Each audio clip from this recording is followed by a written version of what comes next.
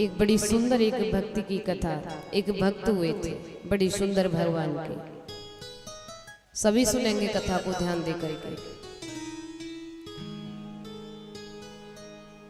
एक हरपाल नाम के भक्त हुए थे। किस नाम के? हरपाल नाम के। भक्तमाल जी में इसका वर्णन आता है। भक्त कैसे थे कि नित्य प्रतिदिन भगवान की पूजा करते थे, सेवा करते थे, अर्चना वंदना करते थे। आहा, बड़े अच्छे, बड़े सुयोग, बड़े सुंदर भक्त थे।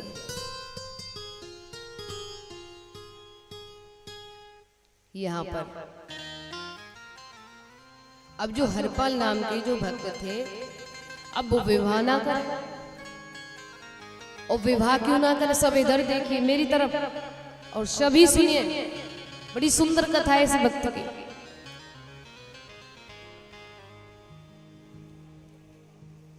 बातें ना करें तो महाराज क्या हुआ,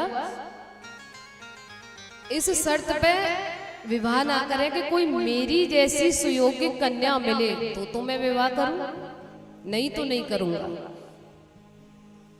अब एक ऐसे ही श्रद्धालु चल के आ गए पास में, कह रहे हैं अरे भैया हरपाल, तेरे लायक बड़ी सुंदर कन्या मिल गई, बड़ी सुगढ़ कन्या मिल गई। बता भैया कैसी कन्या है? कन्या देख है अच्छी है, संस्कारी है, उसकी लेकिन एक शर्त है। बोले कौन सी शर्त है? शर्त उसकी ये है कि मैं ऐसे व्यक्ति के साथ में विवाह करूंगी जो कि 1000 संतों को डेली प्रसाद पवाता हो। ये उस कन्या की शर्त है। अब तो हरपाल जी बोले भैया फिर तो देख मुहूर्त भी ना निकलवाओ, फिर तो आज ही ऐसी कन्या से विवाह कराते, क्योंकि जहां दोनों के गुण और विचार वहां पर मिल जाए।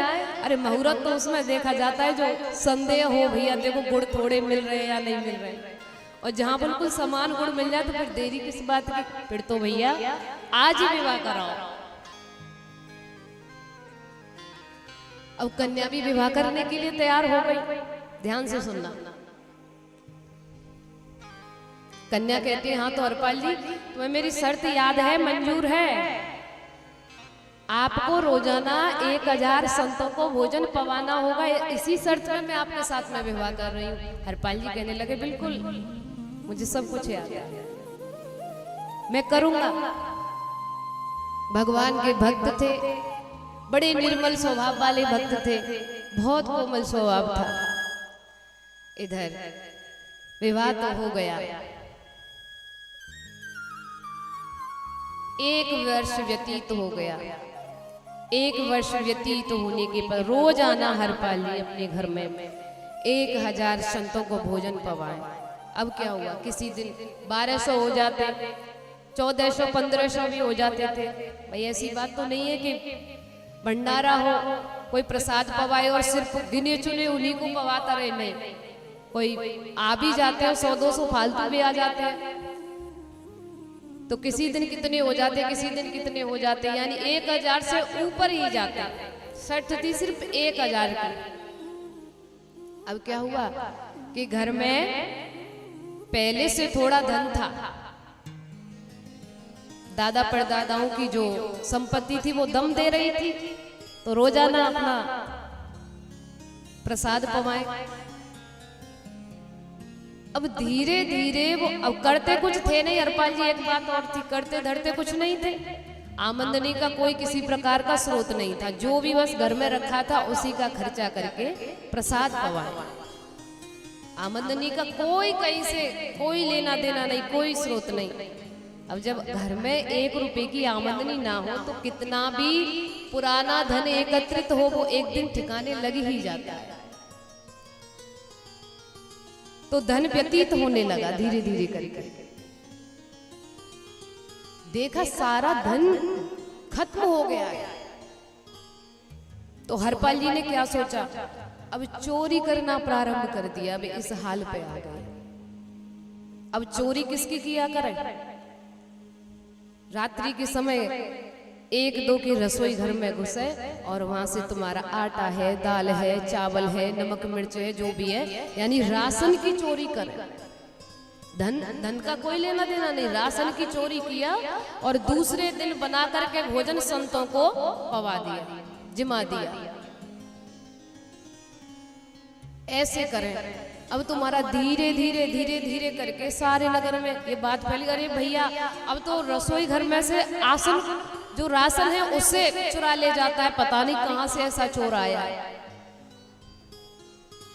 अब सभी सतर्क हो गए, सभी अपने घर पर पहरा देने लगे रात्रि के अंदर। हरपाल जी बड़े परेशान, इधर तो ये सर पत्नी से कि 1000 संतों को डेली प्रसाद जमाना, इधर में धन नहीं है पास में। अब हरपाल जी ने दूसरा कदम उठाया, कौन सा? अब हरपाल जी क्या करते हैं कि धन की चोरी करते हैं। किसी के कोई जेवर है, आभूषण है, कुछ भी है, बस लिए, चुरा लिए और ला करके संतों को जिमा दिया। अब ऐसा करने लगे। उससे भी काम नहीं चला, वहां पता चला कि अब कोई चोर आ गया है ऐसा, तो सभी अपने अपने धन की भी वहां पर रक्षा करने लगे। अब हरपाल जी क्या करते,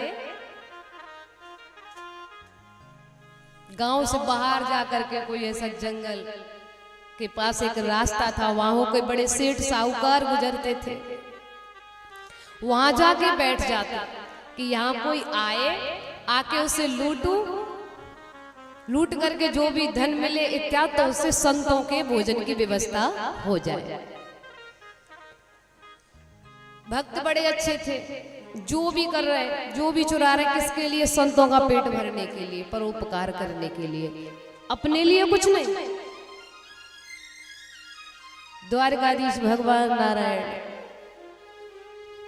मन में विचार किया, अपने भक्त को अनुग्रहित करने के लिए चलूं, अब तो काफी समय हो गया, मेरा भक्त बड़ा परेशान है। तो प्रभु ने क्या किया, बड़े सुंदर महाराज, बहुत सुंदर वस्त्र पहने, श्वेत वर्ण के, एक सुंदर सी टोपी लगाई सर पर, आहा, और सोने के स्वर्ण के आभूषण पहने, पैरों में जूती है वो भी स्वर्ण की है, और हाथ में एक वो है क्या, बेद जिसे कहते हैं, जो बुजुर्ग होते हैं उसके सहारे से चलते हैं, वो भी स्वर्ण का है।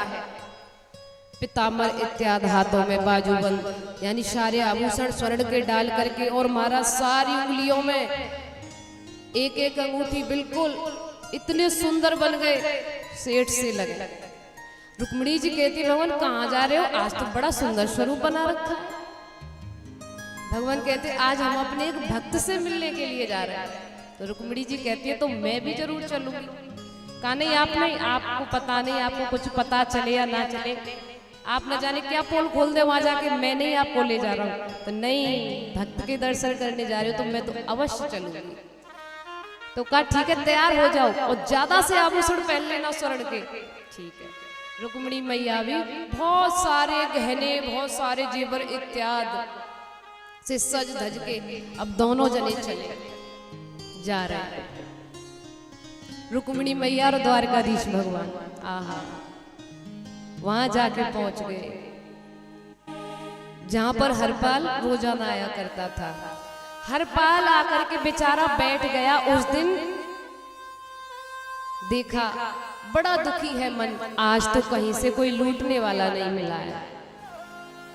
कहां से संतों को प्रसाद जिमाऊं, कहां से खिलाऊं, क्या करूं, बड़ा दुखी है। इतने में दूर से जब दिखाई दिए, हरपाल बोला, भैया ये सेठ तो बड़ा कोई धनवान दिख रहा है, और देखो कितने आभूषण है दोनों के पास में। मुझे लगता है सामने से आज तो 1 साल के भंडारे की व्यवस्था आ रही है, ये विचार बन रहा है। अब जैसे ही पास में आए भगवान, तो हरपाल जी ने प्रभु से कहा, पहचाने उन्होंने तो सेठ जी समझे, ओ सेठ जी जय श्री कृष्णा। एकदम से भगवान कहने लगे, काहे की जय श्री कृष्णा है? तुम सब ढोंगी हो, पाखंडी हो, काय की जय श्री कृष्णा है तुम्हारी। हमने सुना है इस गांव के अंदर कोई हरपाल नाम का बहुत बड़ा चोर रहता है और वो चुरा चुरा के लोगों के धन को, राशन को और फिर संतों को भोजन कराता है। अरे ऐसा कैसा भोजन कराता है वो, तुम सभी पाखंडी हो। आहा, हरपाल जी तो भगवान के भक्त थे, जय श्री कृष्णा के बदले कुछ नहीं बोला, जुझला के पड़े। वो अब कह रहे मन ही मन में, अच्छा बेटा जय श्री कृष्णा भी नहीं बोला है, शायद जय श्री कृष्णा बोलता तो एक आध अंगूठी छोड़ भी देता, इसे तो आज पूरा ही लूटना है, छोड़ना भी नहीं है कुछ भी।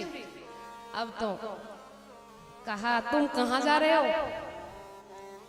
इसमें तो एक बहुत बड़ा चोर रहता है इस आगे वाले गांव में। अब भगवान बोले कोई और रास्ता है क्या। हरपाल बोला हाँ है। इस जंगल में होकर के सारे गांव छूट जाएंगे और आप आगे अपने जो रास्ते के लिए जा रहे हो मैं उस पे आपको निकाल दूंगा, चलो मेरे साथ। लेकिन महाराज एक प्रार्थना है। बोले क्या। कि मुझे आज संतों को कुछ भोजन जमाना है, द्वारे पे कुछ संत आए हुए हैं, तो मैं उसके लिए बैठा हूं कि यदि कोई आ जाए तो मेरे ऊपर दया कर ले, तो कुछ दे दीजिए यदि आपकी मेहरबानी हो। तो मोहर निकाल करके दी भगवान ने। बोले जाओ जल्दी आना। हरपाल जी मोहर लेकर के चल दिए, जा करके बेच करके और जो भी भोजन प्रसादी का राशन है दे आए। पत्नी से कहे तुम संतों को भोजन कराओ, मैं 10 साल के भोजन की व्यवस्था करके आ रहा हूं, कह देना संतों से यदि कुछ पूछे तो कि ठीक है। चल दिए।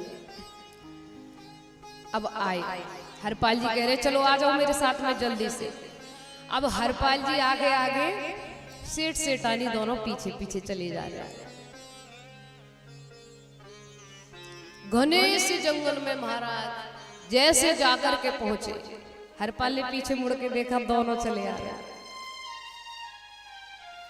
सुनसान सा जंगल देख करके हरपाल ने दहाड़ लगाई, लाठी को रख दिया।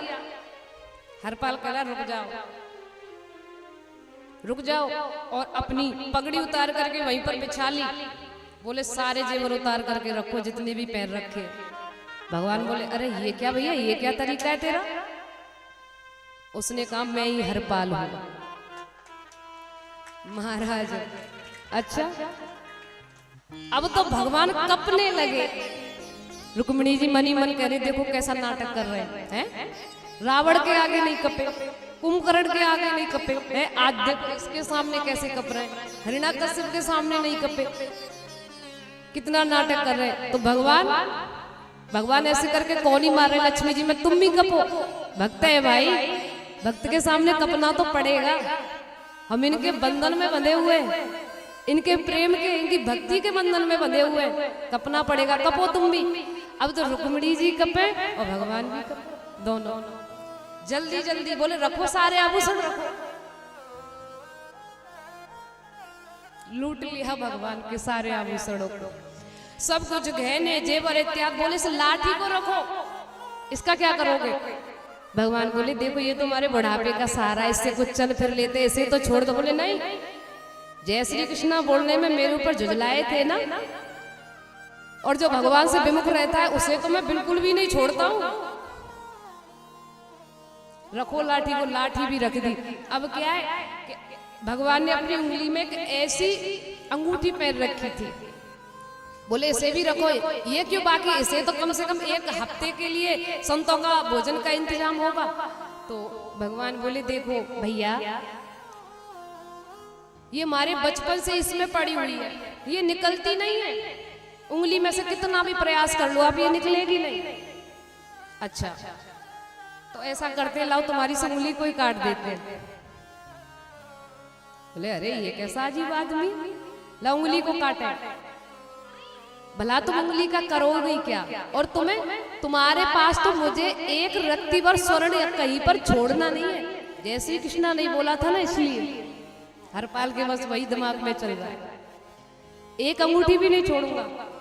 लाओ लाओ लाओ, क्या करोगे इस उंगली का, तुम काटने दो, अंगूठी निकालने दो इसमें से। अब महाराज भगवान पीछे हटने लगे। जैसे ही भगवान की उंगली को पकड़ा, जैसे हरपाल ने काटना चाहा, आहा, चतुर्भुज भगवान द्वारकाधीश जो प्रकट हो जाते हरपाल के सामने। बोलिए भक्तवत्सल भगवान की जय हो।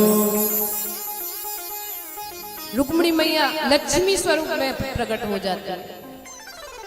जैसे द्वारकाधीश भगवान को, लक्ष्मी जी को देखा, आहा, घुटनों पड़ करके रोने लगा, बहुत जोर जोर से रो रहा है। नाथ आप, मैंने क्या अपराध किया? क्या मैं अपनी आंखों से सच देख रहा हूं? नाथ वास्तविक में ही आप हो? हाँ हरपाल, हम तुम्हारी भक्ति से बड़े प्रसन्न हैं। प्रभु मेरे से बहुत बड़ा पाप हो गया। बोले नहीं, आपने भले ही चोरी का गलत रास्ता अपनाया था, लेकिन उसमें उद्देश्य कुछ और था, और तुमने जो किया, जो चोरी की अपने लिए नहीं। हरपाल मुझे पता है, तुम खुद भूखे सो जाते, तुम्हारी पत्नी घर में भूखी सो जाती, लेकिन किसी भी संत साधु महात्मा को आप अपने द्वारे से बिना भोजन कराए नहीं जाने देते थे। हमारे ऊपर कितना बड़ा तुमने उपकार, कितना बड़ा एहसान किया। संतों के लिए सब कुछ निछावर कर दिया, सब कुछ लुटा दिया, हमारे लिए सब कुछ बर्बाद कर दिया, लेकिन आपने हमारा साथ नहीं छोड़ा। संतों को भोजन जमाना आपने नहीं छोड़ा, और तुमने अपना तो क्या, सारे नगर वासियों का और जितने भी आसपास के गांव, जिन जिन की आपने चोरी की है, उन सभी का आपने कल्याण किया है। वो बेचारे क्या कोई भंडारा दान धर्म करना जानते थे? तुमने उनके राशन को, उनके धन को चुरा चुरा करके और संतों को भोजन खिलाया, भंडारे में लगाया, तो इसमें उनका भी कल्याण है।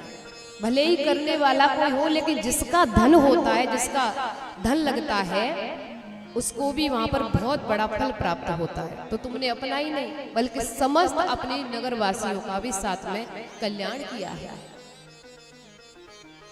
हरपाल, ये जो सारे आभूषण है ना, हम आप ही के लिए लेके आए थे, और ये 10 साल के भोजन की व्यवस्था नहीं है। आप जीवित रहोगे ना, जब तक आप कुछ मत करिए, इसी धन से आपके ये सारे काम काज चलते रहेंगे। भंडारा इत्यादि करते रहो, रोजाना संतों को भोजन कराओ, क्योंकि हम इसी माध्यम से आए थे कि आप बड़े परेशान थे, आपको ये चोरी करनी पड़ती थी। हमने सोचा चले भैया, अब तो अपने भक्त की तरफ देख ही लें, इसलिए जब तक जीवित रहो तब तक ये मैं व्यवस्था आपके लिए करके लेके आया था। अब मैं जा रहा हूं। हरपाल भगवान के पैरों पड़ गया, प्रभु मुझे तो दर्शन दे दिए, लेकिन जिसके माध्यम से आप मुझे मिले हैं, आपने मुझे दर्शन दिया है,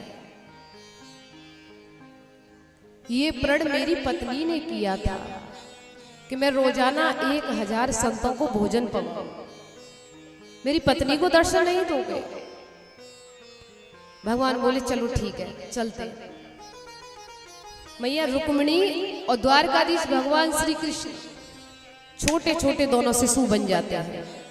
शोर बहुत हो रहा है मैया, शांति बनाए रखें। छोटे छोटे बालक बन गए, शिशु बन गए। गोद में लेकर के हरपाल जी गए, द्वारे पर पहुंचे। आहा, धन्य है भक्त और भगवान। यहाँ आवाज लगाई, हरपाल जी कहते अरे देवी देखिए कौन आया है, बड़े नए मेहमान आए हैं। देवी जी बोली अरे नन्हे नन्हे बच्चों को कहां से लेके आए हैं, बड़े प्यारे बड़े सुंदर बच्चे हैं। बोलिए बच्चे नहीं, स्वयं साक्षात जगन्नाथ भगवान है, ये मैया है लक्ष्मी। भगवान वहां अपने स्वरूप में प्रकट हुए, दोनों को आशीर्वाद दिया, चले गए प्रभु वहां से।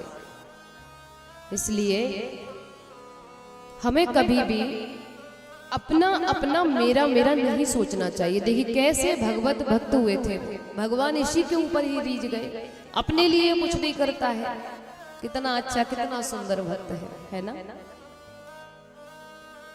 एक बात और आपने इसमें ध्यान नहीं दिया कि जब जय श्री कृष्णा नहीं बोला उसके ऊपर कितना बुरा लगा हरपाल जी को। तो कोई तुम्हारे इष्ट की, तुम्हारे ईश्वर की या तुम्हारे गुरु की कोई निंदा कर रहा है, कोई अपशब्द कह रहा है, क्योंकि समाज में हर प्रकार के लोग रहते हैं। तो वहां अगर इस सामर्थ्य हो तो उससे कुछ कहिए, उसे समझाइए, कुछ दंड देना चाहिए, और नहीं तो वहां से खड़े होकर के चुपचाप चले जाओ।